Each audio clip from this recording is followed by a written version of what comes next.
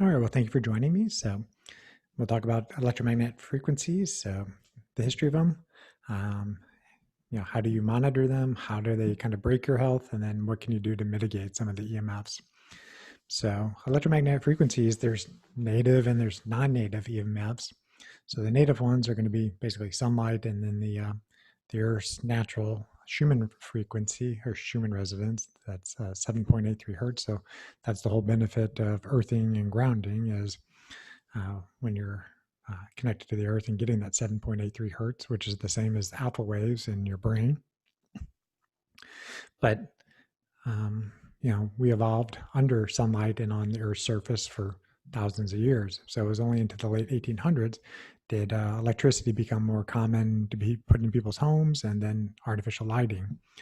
And many of the chronic diseases really start popping up once the world got electrified. And people moved inside 90% of the time versus being outside 90% of the time. So, I titled the email The Invisible Rainbow. Everybody's probably seen a rainbow before and know the seven colors. So that's just visible light, but your body is always being exposed to different frequencies of light that your eyes cannot see, but that your eyes cannot see, but your mitochondria sense. And those mitochondria, those are things that make energy in your cells. And so I sometimes use it, it's not a perfect analogy, but sometimes if you're in a really high EMF environment, your mitochondria are essentially radar jammed and they can't sense Mother Nature's frequencies as well. So your body will make different hormones and neurotransmitters based off that information that the body's receiving at that time. So as a cardiologist, the heart is an electrical organ essentially. Yes, there's blood, pumping around the chambers, and on the outside there's coronary arteries, but the heart is 1/3 by weight, approximately mitochondria, and the mitochondria make energy. As they make energy, there's magnetic fields. Excuse me. Those magnetic fields can be picked up approximately 22 feet away from the body. So when you sometimes would walk into a room and you sense somebody or feel them, that's maybe what you're actually sensing is their energy fields that are coming off of them. So this is one of the reasons why I'm not a big fan of people carrying their cell phones in their pockets, or women putting them up in their sports bra and putting it over their heart. Your cell phone has at least 3 different types of transmitters. That has, the cell phone transmitter, so 3G, 4G, and coming 5G, has Bluetooth, and then usually has Wi-Fi turned on. So you got 3 different transmitters that essentially are going to radar jam your heart if you have it over it.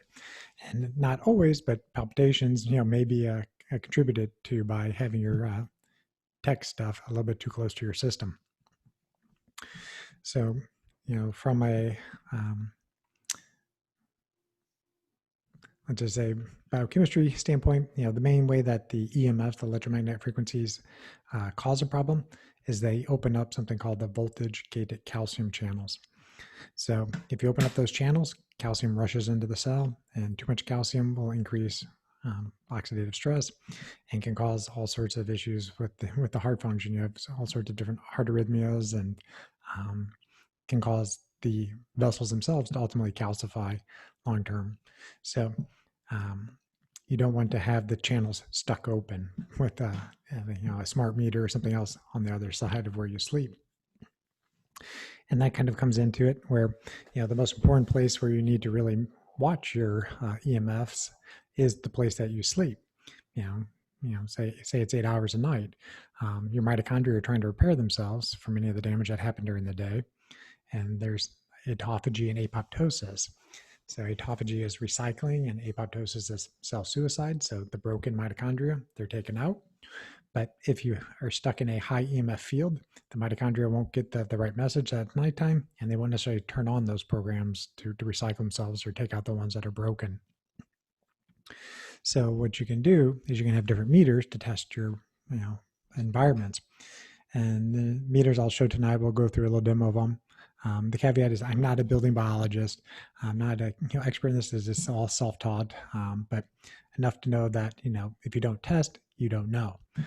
So you need to check yourself before you really start trying to change a lot of other things in your environment. Look at your EMF environment to see if that's contributing to some of your current symptoms or problems or sleep disturbances. So the 1 meter I'll start showing you first is the ENV RD10. I'll show it to both screens here. So it's a simple multimeter where it does radio frequency, magnetic fields, and then electric fields. So I should mention that those are the three main EMFs, are radio frequency, magnetic fields, and electric fields. So the radio frequency fields, so anybody who's an AM FM radio understands what that is, but essentially the Wi-Fi, the cell phone networks, they're all operating on different light frequencies. They're just frequencies your eyes can't see, but your body still senses. So you get one of these meters, and it's basically like a third eye. Then it sees what's going on in your environment for you. So right now I'm talking on a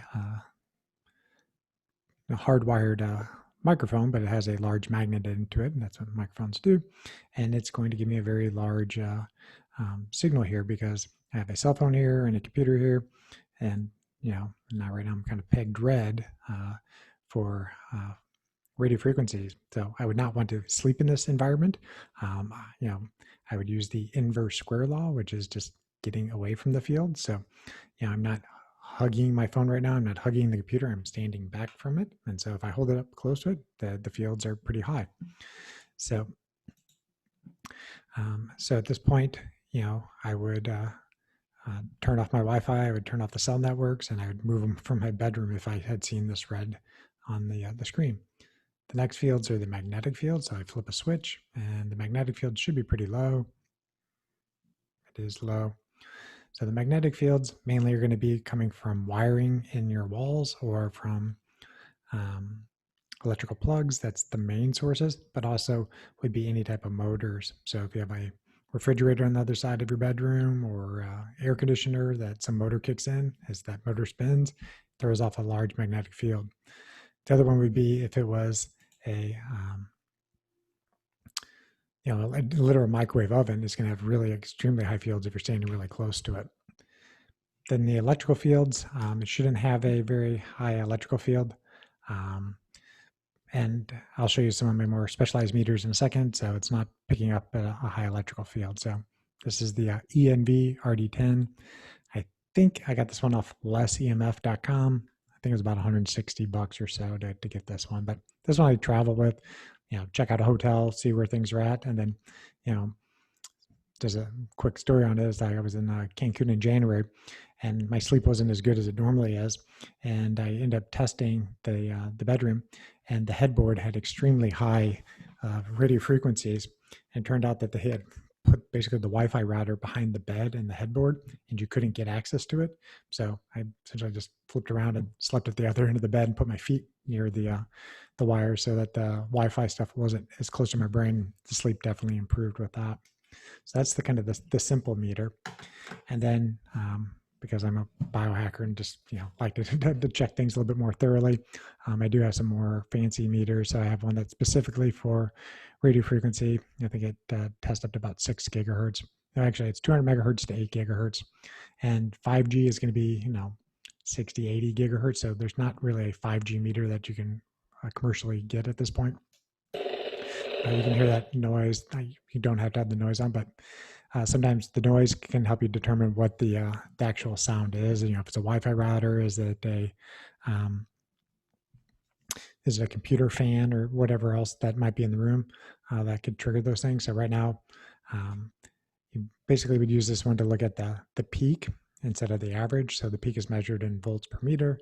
This is the Acoustimeter RF meter model AM10. And you can see right now it's pegged up in the red zone because I'm sitting in a zone that has a computer and a phone that is streaming this right now live. So I'm not touching these things, so the fields aren't as close to me. So that's the RF meter. Then the magnimeter measures it in milligauss. So flip it on, and right now I'm measuring 0.6, 0.7. Typically you want this one under 0.5 if you're going to sleep in that area, and probably if I put up closer to the microphone, it's a little bit higher. But this one, if you put it near your electrical panel, you'll see it in the hundreds. You put this near a microwave oven, you'll see it in the hundreds. It's not a problem if you just walk past that thing, but you don't want to be sleeping in that environment or spending significant amounts of time in that environment. So those are the two most important uh, EMFs that you could be exposed to. The other one are high electrical fields. And honestly, I've not personally tested this because there's a little bit of a challenge for me to use in the place I was previously living, but this is a multimeter. You have a little source that plugs into it, and then you would touch something, which would be your skin, and then you have a long cable, a black wire that if you're in a high rise, this would be challenging. That was I never have actually done this. Is you'd have to run this out your window into the literal ground. There's like a screwdriver you'd clip it onto, and then you would measure the electrical field across your body surface. And this is when people, sometimes might have that spidey sense where they feel electricity on their system. That's one that they're more sensitive to. So there is something that is getting more recognized as an issue called electro hypersensitivity syndrome, or EHS. People, more common in women, more common in Europeans because of their electrical system. Their walls run on 50 hertz, where ours runs on 60 hertz. And there's a difference by the way that electric wire is basically vibrating. So 50 hertz, it's vibrating 50 times a second. Your mitochondria resonate at 100 hertz, I believe, if I'm saying that. Yeah, so that's a second order from the 50 hertz. So that 50 hertz might interact with the mitochondria more problematically than 60 hertz, which would double, would be 120 hertz. It's complicated physics, but just know that more women, more Europeans tend to have problems with this. And I've met a couple at some different retreats, and there are people that they're so sensitive they can't use any electrical equipment without feeling extremely poor, headaches, vision changes, it feels like it's burning their skin when they hold the cell phone. So they have to hardwire anything that they're going to use. And then they have to try to get out of those fields. So big cities where you're around somebody who has, 3 devices on them or 7 devices, and then there's 3 million people in your city, you can't really easily get away from the stuff. So again, not a building biologist, but I'll give you some of the ideas that I've thought about or I've seen for shielding from some of the EMFs. So first, again, always look at your environment that you sleep. That's the place you probably would want to spend the money if you're going to really spend money to try to mitigate an EMF environment. I have slept in a room that was, basically 5G proof. The roof was metal, so any EMF from the satellites would bounce off the metal. The walls were made with lead, or lead drywall, I should say. It's the same type of drywall that they would use in a medical imaging facility, for an x-ray facility, or if you're at the dentist and then the person goes running out of the room and hits the little button. Those walls are made of lead so that the x-rays don't penetrate into the other rooms. But those x-rays obviously go straight through you so they can see your teeth. And I guess I should back up a little bit, is that, there's ionizing and there's non-ionizing radiation. So ionizing would be x-rays or gamma rays, where that energy wave comes through your system and it knocks off electrons from different atoms. If you do that in the wrong spots, you can damage DNA and lead to certain cancers. Where non-ionizing radiation isn't going to necessarily break that bond, but it can cause other effects where it destroys different photoreceptors or cause different heating effects in the system. And you can still have a deleterious health effect, even if it's not ionizing radiation. So back to the shielding and mitigation. So the walls were made with lead-lined drywall. The wiring was all specially shielded. And then there was a kill switch in the room, which was tied into the electrical panel. So at night, whenever you were going to bed, you flip the switch, all the electrical circuits in the room were off. And so it was, an EMF, free zone. I can't say that I actually slept any different that night. The 2 nights I was there, I didn't measure my sleep with a special tracker. But I did notice the next day when I was meditating in the room that my mind was completely quiet. It was very eerie. And I'm not a expert meditator by any means, but the goal of meditation isn't to have a clear mind. It's just, when you have something distracted, you come back to, kind of come back to the middle. My mind stayed much more focused for those 20 minutes that I was meditating both of those days. So there's probably something to the different, Wi-Fi, cell phone signals are passing through your brain, but you're trying to use your brain's natural electrical systems while you're meditating. And it was just a little bit easier for me. So that's just at least my personal experience. So those are my kind of tips and tricks on EMFs, how to screen for them, what they are, and what they cause for health challenges. I will open up to questions in just a moment. But I do want to thank you guys for your attention tonight and watching, and thanks for putting up with take two since I had some technical difficulties last week. I think next week probably going to do an open Q&A. Ask a cardiologist. We'll probably stay on more kind of basic cardiology questions, but always happy to answer the biohacking, health optimization questions. Do you know it's Labor Day? Going to do it anyway because sometimes if I don't do it, people question me why I didn't do it. So still plan to do it 6 p.m. Central Time next Monday evening. Then probably 2 weeks from now, we'll probably do a photobiomodulation, or how you use light therapy to augment your cardiovascular health. I've done an intro to photobiomodulation a couple weeks ago. That's up on IGTV as under one of my videos if you haven't seen it yet. But again, thank you for watching tonight. If you have any questions about EMFs, we're going to open it up to questions now. So have this live on Instagram. You can type in your questions, or if you're on Facebook or on Zoom, just type your questions in the chat box here. And also, if you're on Zoom, I can actually let you guys unmute yourself if you like. So it should be allowed to unmute yourself now.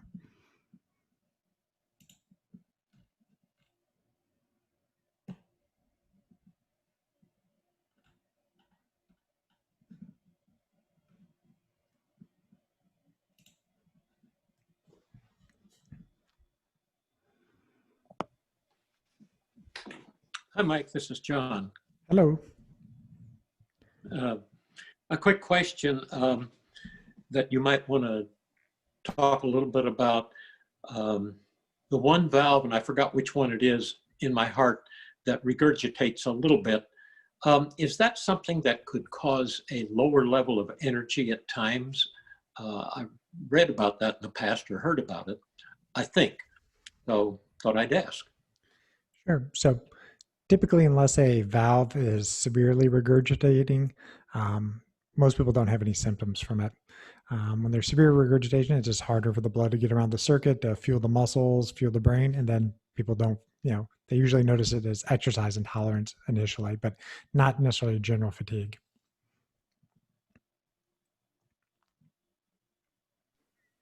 Thanks. You're welcome.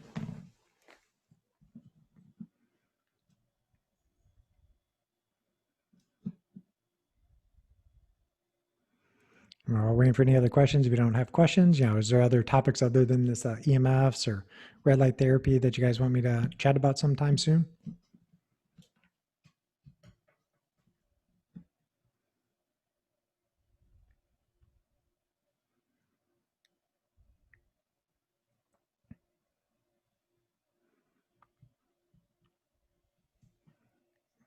Got quite a few people watching tonight on Instagram, so. For those who are on watching on Zoom or Facebook, I'm always happy to kind of stream it both locations. It's wherever people feel most comfortable watching. But I do post most of my content daily on Instagram. Put stuff in my Instagram stories. So usually start the day with a sunrise picture wherever I'm at in the world, and usually some little fun fact or tip for the day. And then if I go out and do some type of interesting biohack or something out of the ordinary, usually take a picture and kind of explain what's going on with it. So did a couple different things over the weekend. Did a float tank yesterday. Helps with, one, it is somewhat of a natural Faraday cage, so it does help get you out of the EMF exposure for a little while. But very relaxing. Helps with your sleep because you're basically floating in a couple 100 pounds of magnesium, so your sleep quality definitely improves. Did some other events over at a place called the Wellness Agora down by San Luis University here in St. Louis. And they have a different wellness biohacking devices essentially. So talked about that. And then it's not ready for prime time yet. I got to do a few more articles on it and ask some people some more questions about it. Somebody may have seen I have that one of those Weber laser helmets. It looks like a bike helmet. Posted a picture on my Instagram story. It basically looks like Doc Brown from Back to the Future. It looks kind of crazy while you wear it. So it has 810 nanometer infrared light and penetrates into your brain, and that helps with giving more energy to the brain. So it can help with memory. It helps with Alzheimer's, Parkinson's, patients with strokes. So I'm gonna play around with it and see what benefits I notice. All right. So question, the website for the ENV RD10, I believe I got it on lessemf.com. But if you just type in ENV RD10, it's probably on Amazon as well. All right. Where can I get the EMF meter? The small one I got off lessemf.com. The pricier ones, there's a building biologist, Michael. Don't quote me exactly. I think it's Michael Newfield. But if you just search for like EMFs, building biologist, Michael, he's the main guy that puts stuff out there. He's got like, I think it's like emfcenter.com or something like that. But he sells like the whole pack together. To have a good acoustimeter, milligauss meter, and voltimeter, I mean, it's probably gonna be $800, $900 for that whole kit. So, if you have major issues at your home and you want to test it out for yourself, it's worthwhile to do that investment. It might also just be worthwhile just to hire a building biologist who already has all the meters themselves and come out there and test your environment. Questions?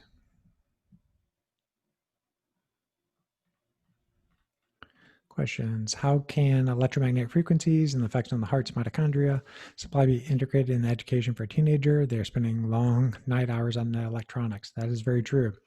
So young kids, their bodies don't fully myelinate until they're in their mid-20s, meaning putting outer coatings over their neurons. And so their nerves are a little bit more sensitive to the electromagnetic frequencies than somebody who's middle-aged or older. And it's one of the big challenges of the day is that, with schools being, many of them virtual, kids are in front of the computers for longer periods of times than I was growing up as a, student.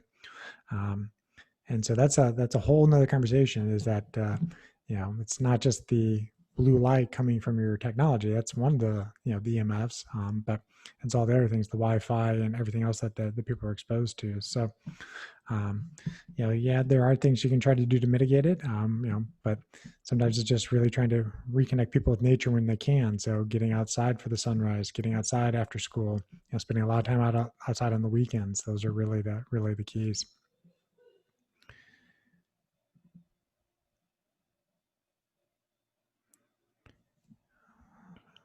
All right. There's a question, any comment on my field trip to observe the color laser treatment I recently mentioned? So yeah, about 2 weeks ago, I went out to one of my friend's house, or her office, and actually did the intravenous blood irradiation, where you have an IV placed, and then there's a fiber optic cable placed in the vein, and different wavelengths of light can be basically irradiated into the blood. So because I'm, a light guru in training, I kind of picked the colors that I wanted to use. So I personally picked red, UV, and then also picked yellow. I at this time, don't plan to continue to do these. It's more of a, I was there learning about how to best optimize protocols to use the device. My friend, she takes care of patients with, malignancies, cancers, autoimmune conditions. So if you have extremely weak mitochondria, maybe you need to go directly into the vein to really stimulate them effectively. I don't have any chronic illnesses that I'm aware of or that I can see in my biohacks or my, testing. So yes, I did kind of notice an energy boost for a couple hours afterwards, but nothing that was long lasting for myself. So, all right. Question. What about laser helmets to help hair growth? For sure. Yeah, there are different laser helmets, red light helmets that can help with hair growth. I've not researched them personally.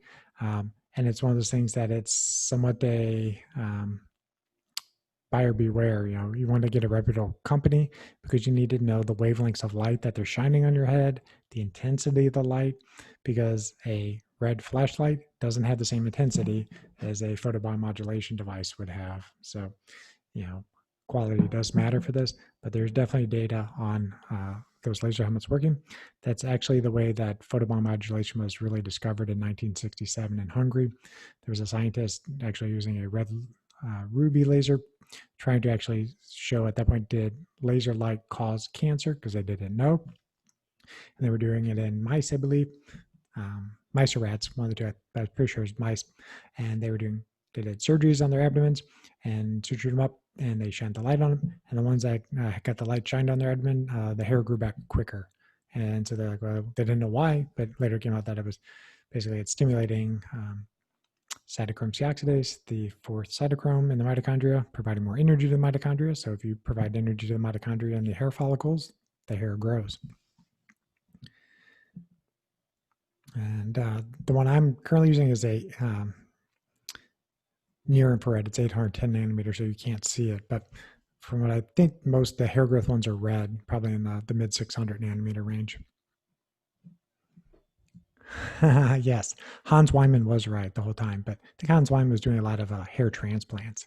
But if people got hair transplants and use light, the transplants are going to take better.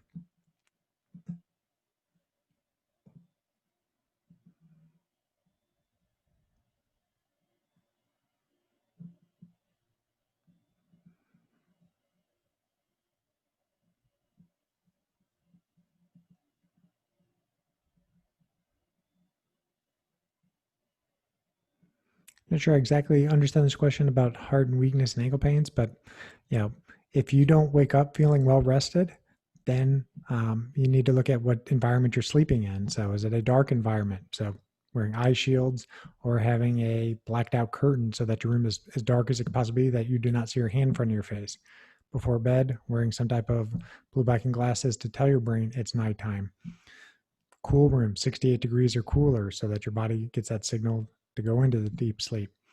And then, timing depends. Healthy people probably only need 6.5 hours of sleep. People who are sick and trying to repair things maybe need 8, 9, 10 hours of sleep. So it's not the number of hours you sleep, it's the quality of sleep. And so if you have all the energy you need for the rest of the day, it doesn't matter exactly the number of hours you sleep sometimes. But yeah, if you wake up and a lot of your joints are sore and painful, you got to figure out what's causing that. Next question. I don't know enough about that to truly comment about histamine and heart issues.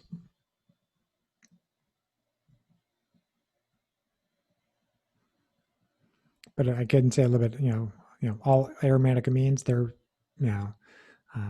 for the most part, either created by or heavily influenced by the light that enters your eyes and hits your body. So as light slows down in your eyes, aromatic amines, including basically tryptophan and tyrosine, all these things, they actually start getting made in the eye.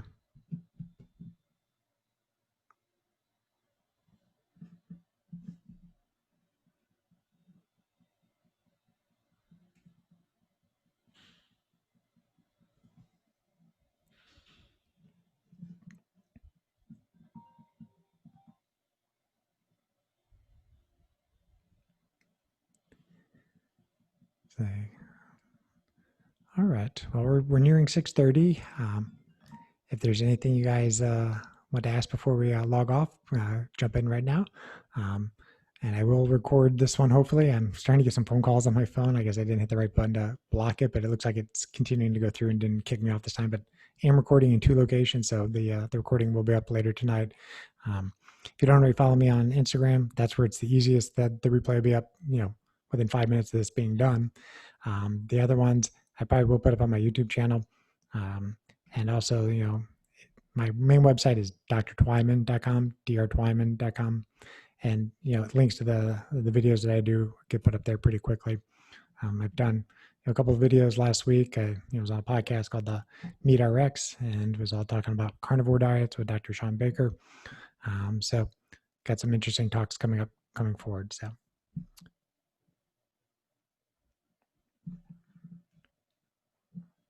All right.